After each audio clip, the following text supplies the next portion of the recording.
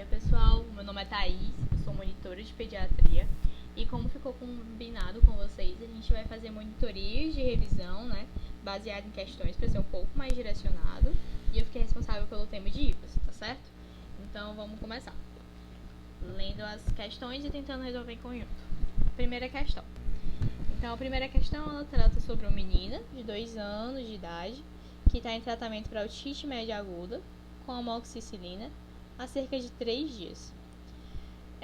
Inicialmente, o que a gente pode pensar, né? Essa paciente veio com um quadro de otite média aguda, então ela devia ter um quadro clínico compatível, né?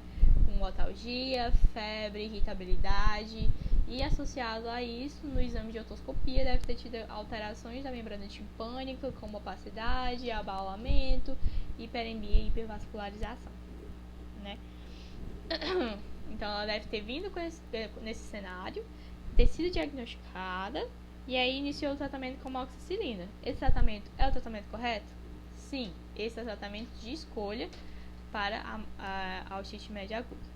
E isso iniciou há 3 dias. Então, geralmente no antibiótico terapia, a gente espera que o quadro do paciente tenha melhorado após 3 dias de medicação, após 72 horas. Contudo, essa paciente, mesmo depois de 72 horas, ela retorna ao serviço médico com queixa de uma febre alta, irritabilidade e queda do estado geral. E aí eu me pergunto, por que ela está sentindo isso, né? Qual é o motivo de ela ter voltado sem nenhuma melhora ou até mesmo piora e procurado atendimento médico? A primeira hipótese é que essa paciente, na verdade, não estivesse com otite média aguda desde o início e, por causa disso, o tratamento dela não deu muito certo. A minha segunda hipótese poderia ser porque a paciente desenvolveu alguma complicação, né? Apesar de eu ter usado antibiótico, ela está com algum outro processo aí que possa explicar essa piora. E a minha terceira hipótese é a falha terapêutica, ou seja, eu tentei tratar com antibiótico, que é o antibiótico correto, sendo que as bactérias, isso eventualmente pode sim acontecer, elas são resistentes. E aí eu tenho que me preocupar com isso. Então a gente vai ler um pouco mais da questão para perceber qual dessas 3 hipóteses pode ser a correta. Então, o médico descreve que ao exame físico da paciente, ela tem um desvio anterior do pavilhão auricular direito, edema e hiperemia retroauricular. Então ele tem esse quadrinho aqui, bem bonitinho. E além disso, na otoscopia, ela tem abaulamento e hiperemia da membrana timpânica direita. Ou seja, a primeira hipótese já não é, né? Esse achado aqui é totalmente correspondente com a achado de otite média aguda. Ela devia estar mesmo com a OMA, quando ela veio se tratar. A minha segunda hipótese é a falha terapêutica. O meu antibiótico até foi adequado, mas a bactéria ela é uma bactéria resistente. E isso poderia sim ser a resposta correta. Contudo, esse achado ao exame físico é um achado típico e característico da mastoidite, que é uma complicação. Então, não vai ser a minha segunda hipótese. Ela não tá mal por falha terapêutica, ela tá mal porque ela tá com complicação mesmo, entendeu? Ela tá com infecção. Ela tá com inflamação do osso da mastoide por contiguidade. E isso é caracterizado por uma inflamação na região retroauricular, com deslocamento do pavilhão auricular e aparecimento do sulco retroauricular, de tão inflamado que tá certo? No caso,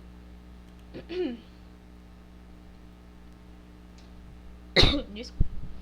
Então, essa é a minha principal hipótese. Então vamos falar um pouquinho agora de OMA, certo? OMA é uma infecção da cavidade da orelha média. Então é de onde vem daqui até aqui. A história natural dela é uma história natural benigna e, na verdade, bastante favorável. Cerca de 80% dos pacientes vão ter uma melhora espontânea, independente do tratamento, em 2 a 3 dias. E ela geralmente tem um quadro muito próximo, assim, com uma IVAS precedente, né? Então o paciente estava com resfriado e aí depois evolui com dor de ouvido que não melhora depois de 2 dias. Certo? É uma história bastante típica. E os agentes etiológicos principais são esses aqui. Então, bora decorar que vocês vão ver eles de novo ainda nesse slide, tá certo? Então é o pneumococo, o Haemophilus influenza não tipável e a Moraxella catarrhalis. O diagnóstico de homa, ele é um diagnóstico essencialmente clínico, beleza? É um paciente que chega com atalgia, chega com febre alta, com irritabilidade. Você faz o exame físico, olha lá com o otoscópio. Sempre tem que olhar com o otoscópio, né? Óbvio. E aí, se o paciente tiver otorreia, isso já define o diagnóstico, né? Se a otorreia não foi explicada por uma otite externa, por exemplo. Então, já define o diagnóstico. E tem os achados clássicos na otoscopia. O achado de abaulamento, que é o mais significativo, opacidade, perfuração, hiperemia, hipervascularização, ou seja, são sinais de efusão e sinais de inflamação. Tá certo? E, como se fala no tratado de pediatria, né, o exame ideal para avaliar a efusão, se está um sinal de efusão na orelha média, é a pneumotoscopia, porque você avalia a redução da mobilidade. Então, você joga a água na cavidade, e aí a membrana timpânica, teoricamente, ela deveria se mover, mas como ela está tão inflamada, ela nem sai do lugar, nem faz nada. E isso vai evidenciar a redução da mobilidade. Esse é um exame muito bom, mas que a gente não vê muito na prática, porque tem que ter um aparelhozinho específico. Como eu já disse pra vocês, a evolução da otite média aguda, ela é muito benigna. Então, nem todo mundo precisa de tratamento. Quem eu vou tratar? De acordo com esse quadrinho aqui, tá certo? Desculpa, pessoal. De acordo com esse quadrinho. E aí são os pacientes que têm sinais de inicialmente pacientes com sinais de gravidade, né? Então, o que são eles?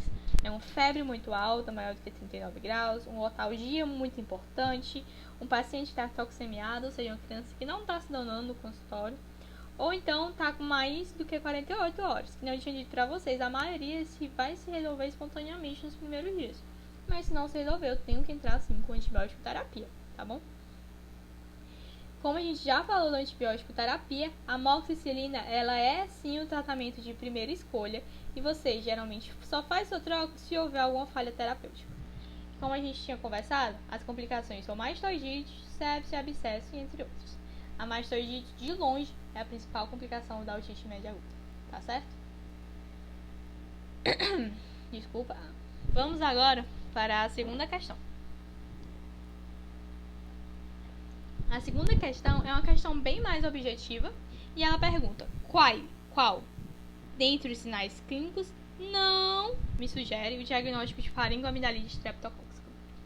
Então, como vocês já devem saber, a faringoamidalite, ela pode ser tanto viral quanto ela pode ser bacteriana. E dentre as bacterianas, é que eu tenho que ter mais importância, não só por ser a mais incidente, mas também por ser a que a gente realmente quer tratar, porque se a gente não tratar, ela pode dar complicações bem graves para a criança, vão repercutir o futuro dela inteiro. Entre elas é a faringite causada pelo streptococo.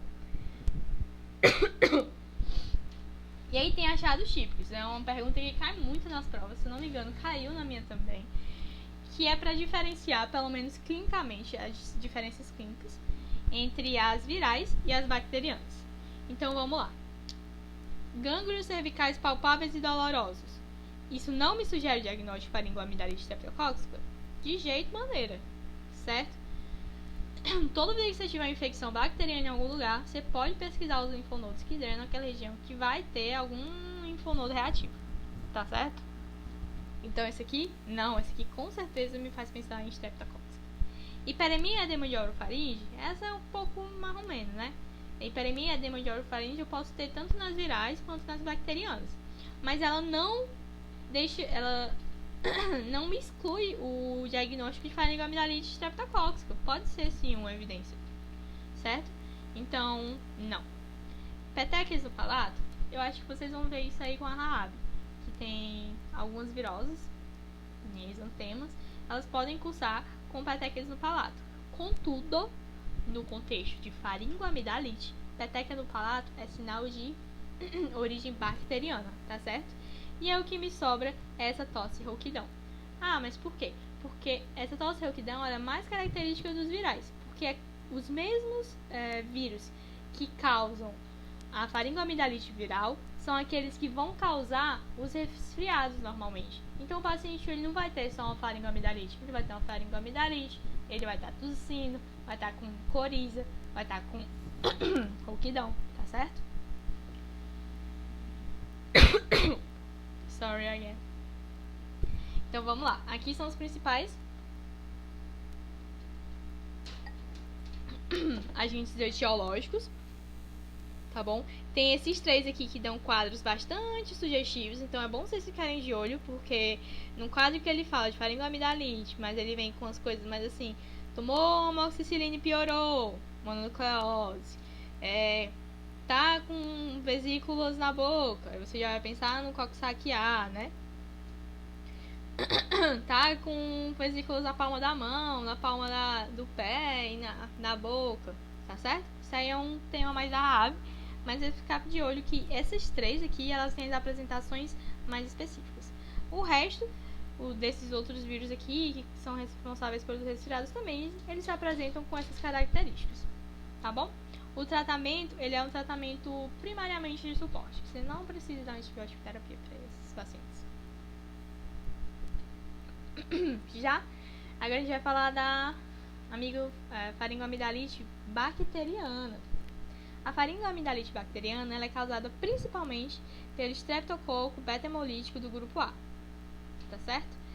E ela também pode ser causada por outros, como o hemófilos, moraxella, o estafilococo, o pneumococo, anaeróbio, clamídia, micoplasma, neisseria gonorreia, tá certo?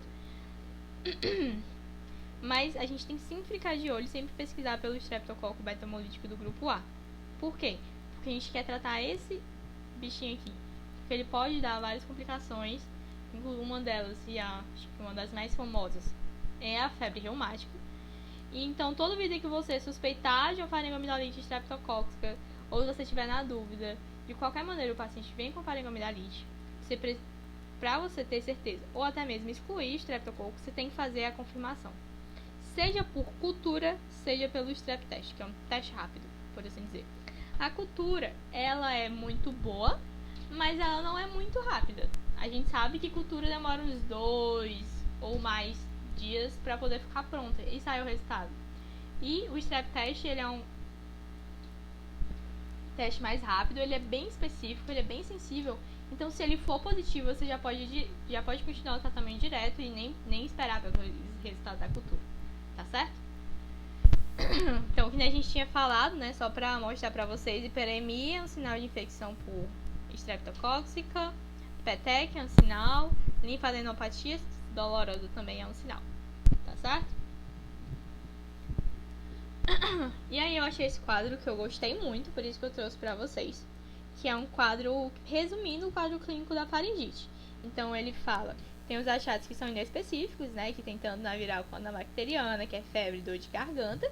E aí tem os achados sugestivos de infecção bacteriana, que no caso são essas. Os achados sugestivos de infecção viral. Tem aqui os vírus com quadros atípicos, nem que eu falei pra vocês, né? A mononucleose, a herpangina, tá certo? E era isso. Então a resposta... não sei se todo mundo pegou a resposta. Era a letra D. Vamos agora para a terceira questão.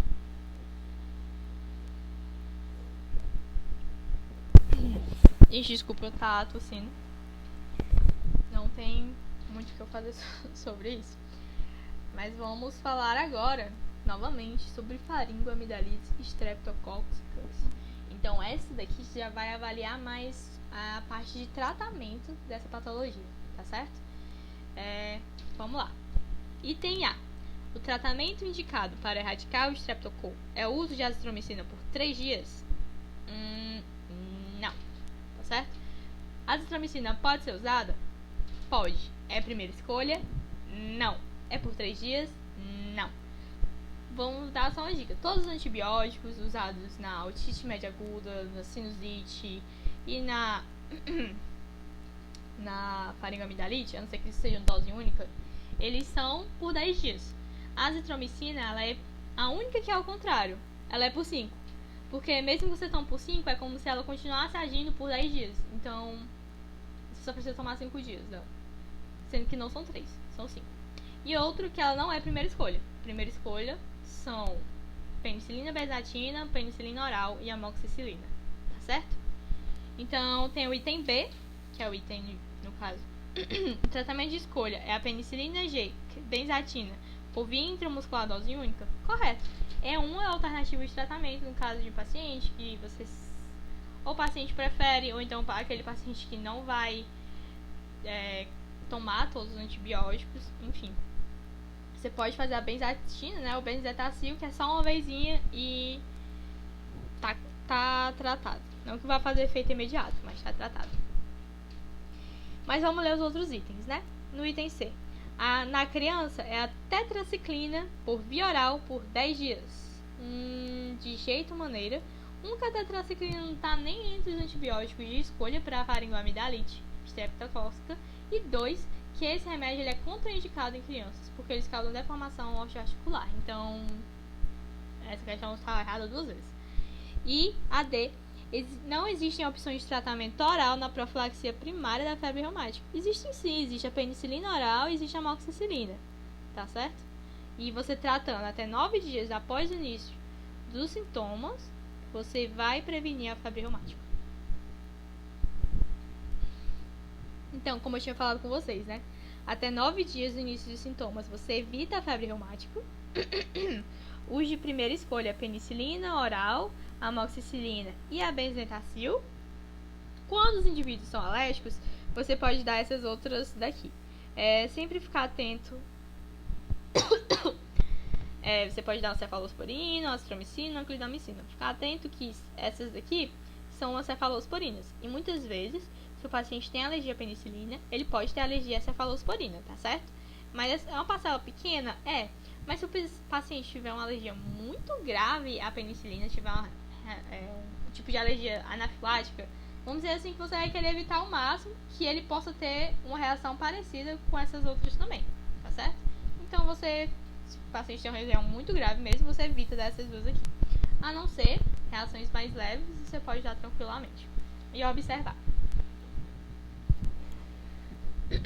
Eu achei essa imagenzinha aqui, pra quem tá estudando na minha época, o Sonaflix, ele não tô fazendo propaganda, mas o material lá tá bastante interessante, com pelo menos o material escrito, né, com esses esqueminhas. Não sei se eu fiz propaganda agora ou não. Não é propaganda, não tenho conflito de interesse. Aí, vamos lá. As complicações bacterianas, por que a gente trata estreptococcus? A gente nem trata, né, nem porque ela tem uma alta morbimortalidade, não. A gente trata para evitar as complicações que ela nos traz, tá certo? E essas complicações, elas podem ser supurativas, como o abscesso peritonsilar. Então, o abscesso peritonsilar, o paciente vai estar salivando, vai estar com trismo, vai estar... você vai fazer o exame da cavidade oral e vai ver que ele tem um edema assimétrico muito importante em somente um lado, tá certo? E você também vai tratar para evitar as complicações não supurativas. PS, que a GNPE de Fontes, já vai falar com vocês, ela não é prevenível. Mas a febre reumática tá certo? E a gente tem que sempre tentar fazer o nosso máximo para saber diagnosticar corretamente as faringoamidalites, tanto para não fazer uma seleção de resistência de bactéria da antibiótico adoidado sem precisar, mas também para não deixar de tratar os pacientes que realmente precisam, porque eles correm o risco, crianças, de desenvolver a febre reumática e é algo que vai trazer complicação para o resto da vida da criança. Vocês podem ver esse esquema com mais calma depois, eu vou passar para vocês. Não vai estar marcado. Certo. Vamos fazer a leitura agora da nossa quarta questão. Então, uma criança de 2 anos de idade, ela é trazida para consulta, apresentando sintomas compatíveis com infecção das vias aéreas superiores há cerca de 2 semanas. Tá? Então, uma paciente que há 2 semanas iniciou com a infecção de vias aéreas superiores. Um pouquinho estranho, né? Mas vamos terminar de ler. Por quê? Porque geralmente não demora 2 semanas para se resolver, né? Eu espero que tenha uma resolução um pouco mais rápida. Mas vamos terminar de ler. Adicionalmente, apresenta história de febre elevada a 2 dias, secreção nasal purulenta e tosse noturna de forte intensidade. Ou seja, ela é uma criança que ela estava com a IVAS há cerca de 2 semanas, e aí ela evoluiu agora com febre, mais... Até me perdi o que eu tava lendo. Secreção purulenta, mais tosse noturna. Tá certo? Aí ele fala que a criança frequenta regularmente a creche e teve tratamentos recentes com antibióticos. Qual a principal hipótese diagnóstica e qual a sua recomendação terapêutica nesse caso? Então,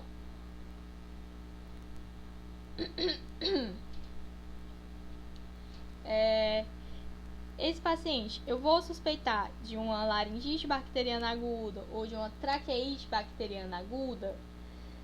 Pelo menos inicialmente não, tá certo? Desculpa, gente. Certo. Inicialmente não, porque essas duas ela vai causar, né, estridor, tosse metálica e desconforto respiratório. E isso não foi relatado em nenhum momento do quadro, tá bom? Eu vou suspeitar de uma adenite. Não, porque ela se manifesta mais como uma linfonodomegalia dolorosa e sinais logísticos, que também não foi descrito no caso, tá certo? A minha principal hipótese diagnóstica aqui, que condiz com o quadro da paciente, é a rinocinusite bacteriana aguda, tá? Como é que eu vou fazer? E o tratamento dela é amoxicilina, pode ser outro tipo de antibiótico, mas inicialmente está de bom tamanho. Então, essa é a resposta correta da pergunta. Vamos discutir agora. O que é uma rinocinusite bacteriana aguda? A rinocinusite bacteriana aguda, a rinocinusite, por assim dizer, é uma inflamação na mucosa dos seios paranasais, né? Sinusite, seios paranasais, e da mucosa nasal, rino, nariz. Expliquei agora a etiologia das palavras. Mas enfim, a história natural da doença, ela tem assim como a OMA, ela também geralmente tem uma evolução favorável. Aqui é um pouco menos, né? Lá na otite média aguda, 80% dos pacientes eles evoluíam favoravelmente. Aqui, 50% meio que vai evoluir sem necessidade de tratamento. E outra característica semelhante com a OMA é que ela também tem uma história com IVAS prévia. Então, é um paciente que está com resfriado e que aí ou não está melhorando, ou então o paciente estava ficando bom e começou a piorar, tá com a febre, está com secreção purulenta agora, certo? Os agentes etiológicos são os principais, né? São iguaizinhos aos da OMA, certo? Vocês têm que ver que eles têm muito a ver. O diagnóstico, ao contrário da patologia que a gente viu por último, que é a faringoamidalite, que precisava de um exame, precisava de um diagnóstico laboratorial, aqui não. Aqui, assim como na otite média aguda, meu diagnóstico é essencialmente clínico. Ou seja, baseado na história e no exame físico, eu posso já dar o diagnóstico e tratar empiricamente. Então, aqui tem uma classificação que eu retirei lá do Tratado de Pediatria na rinocinusite aguda. Tem a classificação de uma rinocinusite viral, uma pós-viral, que é quando o paciente tem uma piora, depois que começa o quadro, ou quando ele persiste com os sintomas mesmo após 10 dias. E tem a rinocinusite aguda bacteriana, que é uma parcela dessas rinocinusites pós-virais, tem que ter pelo menos 3 desses sintomas, que é secreção mucopurulenta nasal, febre, dor facial e piora clínica.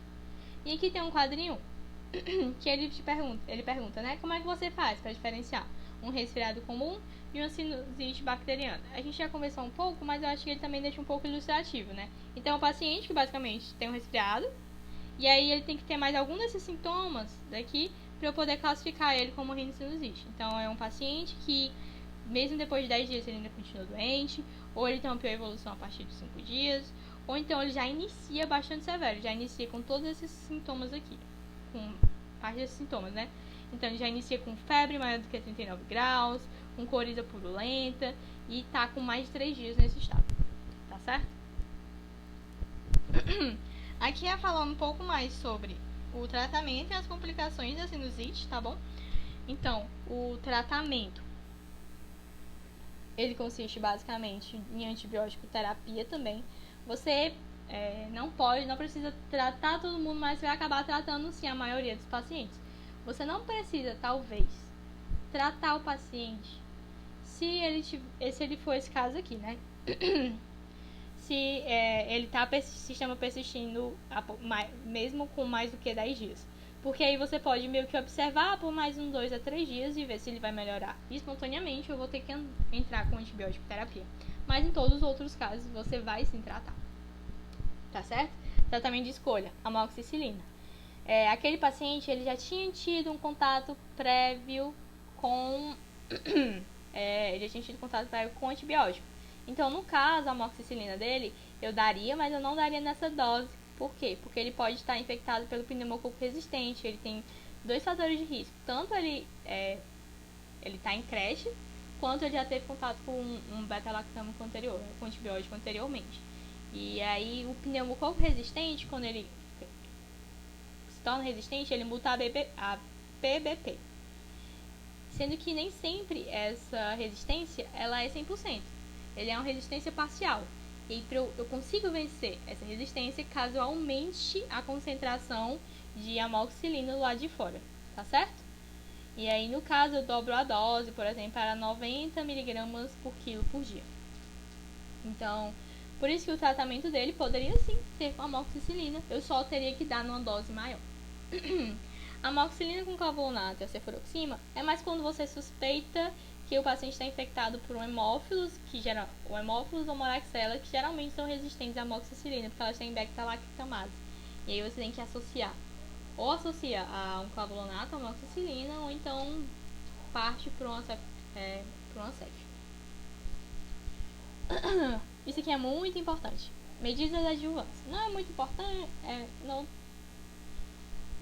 é muito importante o que você deve fazer, mas é mais importante do que isso é o que você não deve fazer. Então, você não deve fazer mucolítico, você não deve fazer descongestionante nasal, você não deve fazer antihistamínico, tá certo? As medidas adjuvantes que você pode fazer, além da antibiótico terapia, é mandar o paciente lavar o nariz com soro só, e dar um corticoidezinho para ajudar no tratamento, tá certo? Ficar atento às principais complicações da sinusite. A principal delas é a celulite periorbitária, que o paciente vai aparecer com o olho todo inchado, vermelho, e aí você tem que internar esse paciente imediatamente, fazer um ATC para ver até o grau de extensão dessa infecção, tá certo? E a partir daí tem medidas mais específicas, que a gente não vai entrar muito em detalhe. Vamos agora para a última questão. Meu tempo meio que já acabou, mas tá acabando, mas dá tempo a gente discutir rapidinho. Toda vida eu faço isso. Vamos lá. Então, é Fernanda, 3 anos de idade.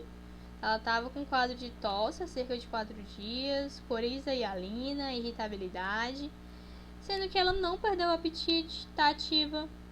E há cerca de um dia, ela iniciou um quadro de febre de 37,5, uma febre bem fraquinha, né?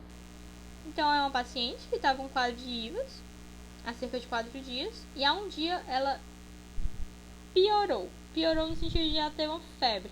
Não foi uma febre muito alta, certo? E a mãe, ela disse que acha que a criança tá com dor no ouvido porque ela fica só cutucando o ouvido, né? Depois leva a mão muito à orelha.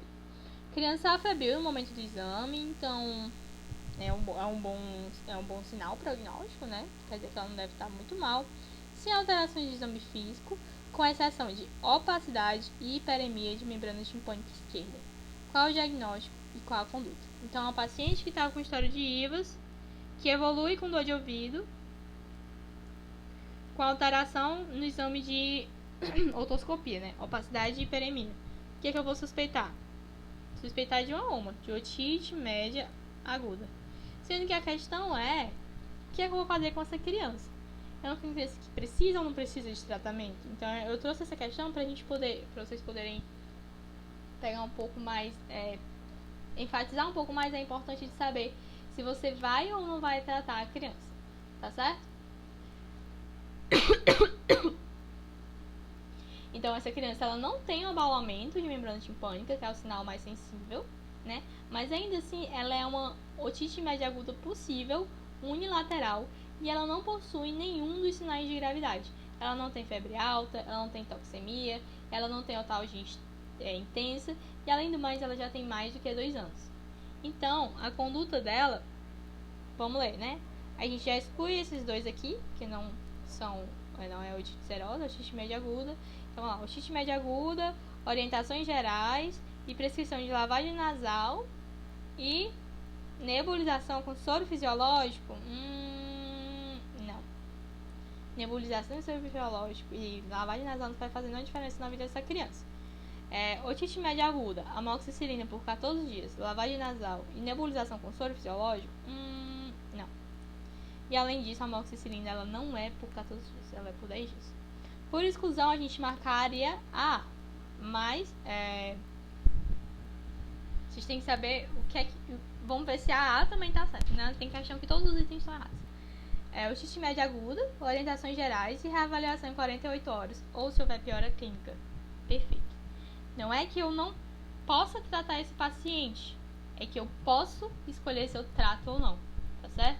Então vamos lá, uma paciente que não tinha nenhum sinal de gravidade, ela não estava com febre acima de 39 graus, a duração estava só com um dia, não tinha autalgia grave e a paciente não estava taxemiada. Então vamos lá, é uma paciente sem gravidade, unilateral, maior do que 2 anos, então ela está nessa categoria aqui. Eu posso escolher se eu faço antibiótico ou eu posso escolher se eu faço observação. No caso, todas as vidas que você liberar alguém com... Você tem esses... Todas que você tiver as duas escolhas, né?